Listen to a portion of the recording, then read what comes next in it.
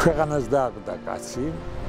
იყო უაღრესად განათლებული, უაღრესად კეთილშობილი. თავის სათქმელს იტყოდა და თუ პატარა ჭკუა გქონდა თავში, მაშინ მისგან აიღებდი და ამოკრებდი იმას, რაც შენ უნდა გაგეზიარებილა. გაცნობიერებული იყო ქართულ, რუსულ, გერმანულ პოეზიაში, მხატვრობაში. ძალიან ნიჭიერი იყო, ძალიან გამორჩეული ყველანაირად, ის არასოდეს არ აგრძნობიერდა არავის, რომ ან ვინმეზე მაღლა იდგა, ან ვინმეზე მეტი იცოდა.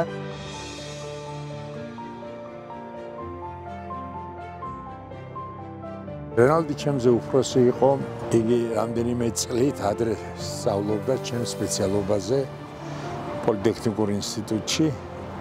მე ჩავირიცხე და თქვენ წარმოიდგინეთ, რენალდიზე დამხვდა ასეთი მოსაზრება, რომ იყო ესეთი ნიჭიერი კაცი. ჩემმა მესწავლებელმა ახსენეს რენალდი დგებუაძე. ეს ჩამჩა მეხსიერებაში. ამის შემდეგ წლები გავიდა, მოვედი ენგურხესზე. ეს გრანდიოზული მშენებლობა მაინტერესებს და ვეკითხები არაჩვეულებრივ მშენებელ ხალხს. ვინმე ხო არ იცით ისეთი, რომელმაც იცის ეს მშენებლობა. არისო ასეთიო დგებუაძე მოხდა ყურში იმ წუთში. ისო მუშაობსო ძალოვანი კვანძი, ეს არის მიწისქვეშა უნიკალური ჰიდროსადგური, მის მშენებლობა მიდის საბერიოში.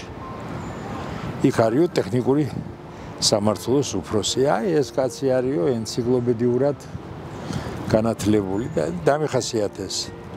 ჩავედი მე ხშირად ჩავდიოდი, ეს იყო გრანდიოზული მშენებლობა და საინტერესო.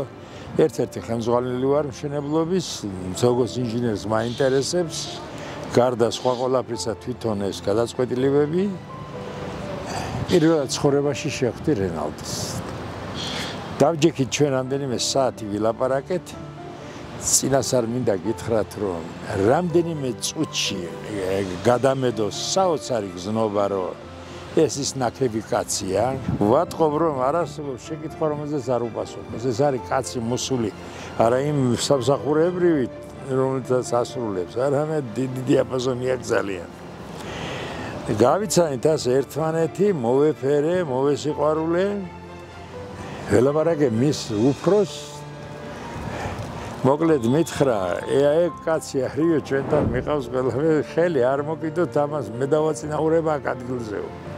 ეს ჩვენ თუ მოვცილდა, ჩვენ ობიექტს ვერ დავამთავრებთ. რაღა ლაპარაკია ევროპაში ერთ-ერთ უდიდეს ობიექტზე მიწისქვეშ.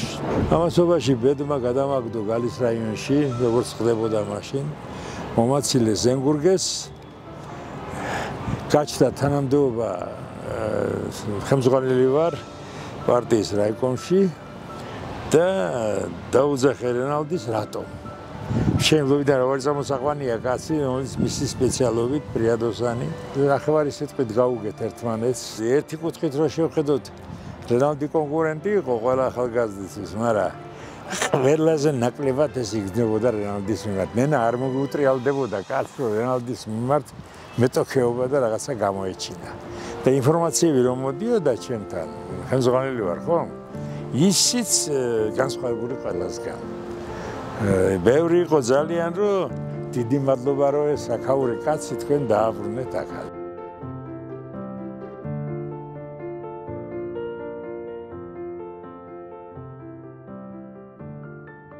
ბატონი რენალდი გავიცანი 1989 წლის სადღაც თებერვალ-მარტი იყო დაახლოებით. სოხუმიდან გალში ჩამოვედით, იქ რაღაც საკითხები იყო, აი ამ ეროვნულ მოძრაობასთან დაკავშირებული საკითხები განსახილველი. და აი ყველაზე მაღალი თანამდებობის პირი, ვინც დაგვხვდა ადგილზე, იყო ბატონი რენალდი, რომელსაც ადრე ჩვენ არ ვიცნობდით. მიუხედავად იმისა, რომ ის იყო საბჭოთა ხელისუფლების, ასე ვთქვათ, წარმომადგენელი, ჩვენ დაგვხვდა ადამიანი, არა ამ საბჭოთა ხელისუფლების დამცველი და კომაგი, არამედ ადამიანი, დიდი პატრიოტი, პატრიოტულად მოაზროვნე და მაღალი ეროვნული ცნობიერების და თვითშეგნების მქონე ადამიანი. აქეთ გვაძლევდა მთელ რიგ რჩევებს, მე უკეთესად როგორ უნდა წარიმართოს ეროვნული მოძრაობა, რა უნდა გაკეთდეს და ასე შემდეგ. ჩვენზე იქ სამნი ვიყავით ჩვენ, ძალიან დიდი შტაბ-ჭდილება დატოვა ამ ადამიანმა და მე უკვე ჩვენ ერთად მოღვაწეობდით უმაღლეს საბჭოში, სოხუმში და იქ უფრო ახლოს გავიცანით ბატონი რენალდი, რომელიც ძალიან აქტიური, ძალიან პრინციპული ადამიანი იყო. დევნილობის პერიოდში ყველაზე დიდი პრობლემა, განსაკუთრებით პირველ წლებში მოგეხსენებათ, ეს იყო დევნილების მოვლა, პატრონობა, დაბინავება, კვება და ასე შემდეგ. აი ამ მიმართულებით მას განსაკუთრებული წვლილი მიუძღვის. რენალდ გებუაძეზე საუბარი უაღრესად საპატიო მისია, მაგრამ ამასთან ერთად არის ცოტა სახიფათო საკითხი, იმიტომ რომ გინდა, როდესაც ამ არაორდინალურ ადამიანზე საუბრობ, არც ერთი მახასიათებელი მისი აუარებელი ღირსებებისა არ გამოგრჩეს და სრულად დაახასიათო ეს ადამიანი. მე მქონდა პირდაპირ ვიტყვი სიამოვნება და ბედნიერება ყოფილიყავი ამ ადამიანის მეგობარი, მემუშავა მისი ხელმძღვანელობით, რის გამოც მისგან ძალიან ბევრი ასე ვთქვათ დიდაქტიკური ხასიათის საუბრები მახსოვს, რომელიც ცხოვრებაში ჩემს პოლიტიკურ თუ საზოგადოებრივ საქმიანობაში, სახელმწიფოებრივ პოლიტიკურ თანამდებობებზე მუშაობის დროს ძალიან გამომადგა. ის იყო უაღრესად განათლებული ადამიანი. რენალდ გებუაძეზე როცა საუბრობ, სურვილი პირველ რიგში გებადება სურვილი, რომ ქედმოხრილი იყო მისი პიროვნების წინაშე. ის ძალიან ადრე განერიდა ამ სამყაროს. მას შეეძლო ძალიან ბევრი სიკეთის მოტანა ქართული სამოქალაქო საზოგადოებისათვის, აფხაზეთისთვის. მე როცა მის განათლებულობაზე, მის საზოგადოებრივ მოღვაწეობაზე ვლაპარაკობ, აუცილებლად ცალკე უნდა ვთქვა მისი ძალიან დამოუკიდებელი, კომპეტენტური, საოცრად სიღრმეებში ჩახედული მოსაზრებები ცხოვრების და საქმიანობის ყველა დარგისადმი, ლიტერატურაში, სპორტში.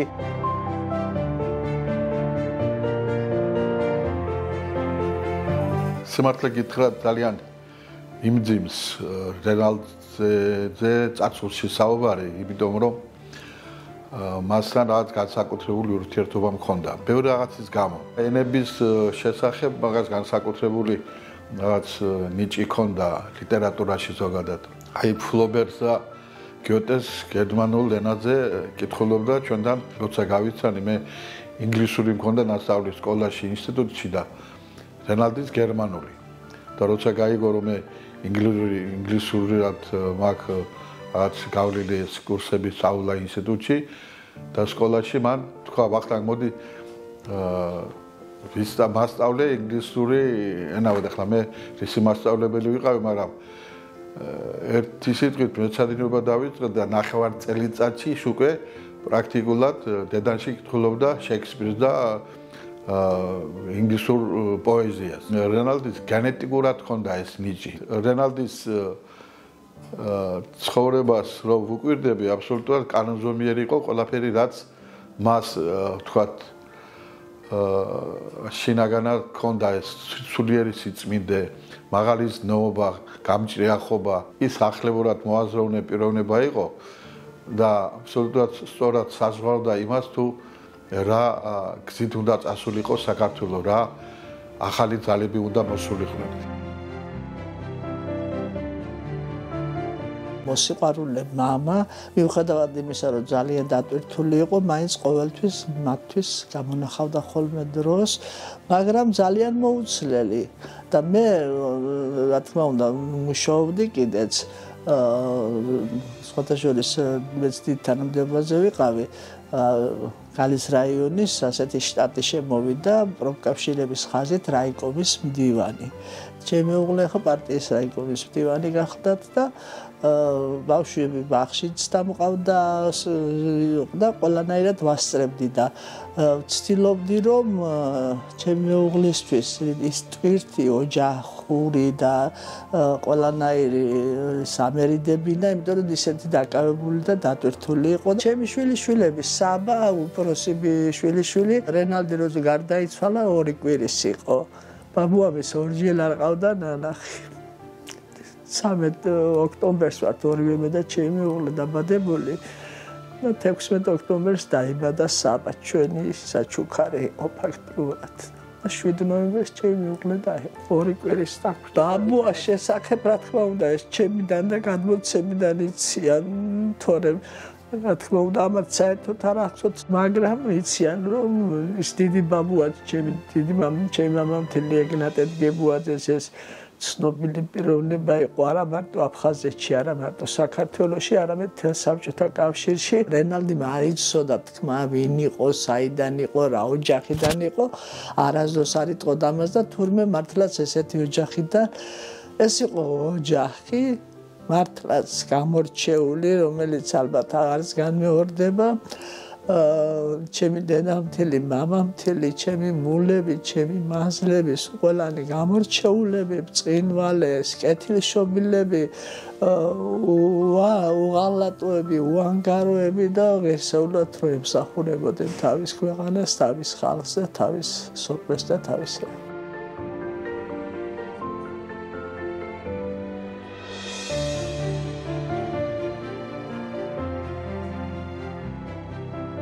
მართალია მე მომესწარი ბაბუასთან ურთიერთობას, მის რავი დარიგებებს, რჩევებს, მაგრამ ბებია ჩემის წყალობით, რავი მშობლების და ახლობლების წყალობით ვიცი ბაბუაზე ძალიან ბევრი კარგი თვისებების ფაქტებიც და ასე მე მაქვს მისი წიგნი, რომელსაც ხშირად ვცდილობ რომ გავეცნო ხოლმე, მის ლექსებსაც ვცდილობ რომ წავიკითხო ხოლმე და გავიგო მეტი მის შესახებ, რომ შემდეგ სამაგალითოდ გამოვიყენო ჩემთვის. მართალია ვერ მოვესწარით, მაგრამ მისი ღვაწლი და ხსოვნა ოჯახში არასდროს არ ჩამქრალა. ყოველთვის მიყვებოდა თუნდაც მამაჩემი მის შესახებ და ოჯახში ყოველდღიურად არის მისი ხსენება და ძალიან ვამაყობთ, რომ ასეთი ცნობილი და წარმატებული კაცის შვილიშვილები ვართ.